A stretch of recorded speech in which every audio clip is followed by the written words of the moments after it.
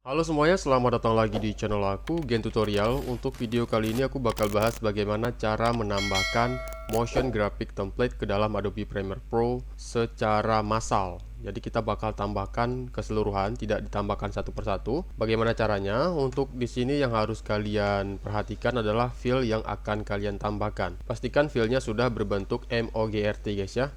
Kita coba buka. Nah, di sini aku punya file MOGRT, tetapi di sini filenya masih berbentuk RAR. Kalian bisa lihat file tipe masih berbentuk RAR, jadi kita ekstrak terlebih dahulu. Kemudian kita buka. Nah, ini filenya sudah berbentuk MOGRT guys. Kalian coba lihat file tipe MOGRT file atau Motion Graphic Template. Kita close, kita buka Premiere Pro-nya. Kemudian kita masuk ke bagian graphics.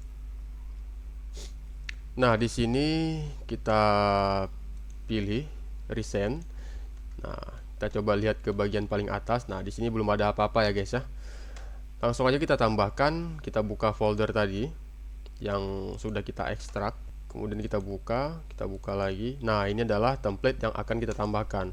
Langsung saja kita blok semuanya, Shift, kemudian diturun ke bawah. Kemudian kita drag ke dalam Premiere Pro, lalu kita taruh ke bagian motion graphic template-nya. Kita tunggu, ini sebentar lagi masuk. Oke, ini masih kosong. Coba kita klik di sini, sort by title, kemudian balik lagi sort by recent. Oke, ini masih belum masuk guys. Coba kita scroll ke paling bawah. Belum masuk juga. Ke atas ini juga belum masuk. Nah, ini dia sudah masuk guys ya. Nah, ini dia sudah masuk.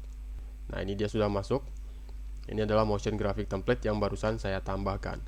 Kita tinggal seret ke timeline. Oke, ini sequence-nya belum dibuat, kita buat sequence-nya dulu. Kemudian ini langsung kita hapus, kita tambahkan.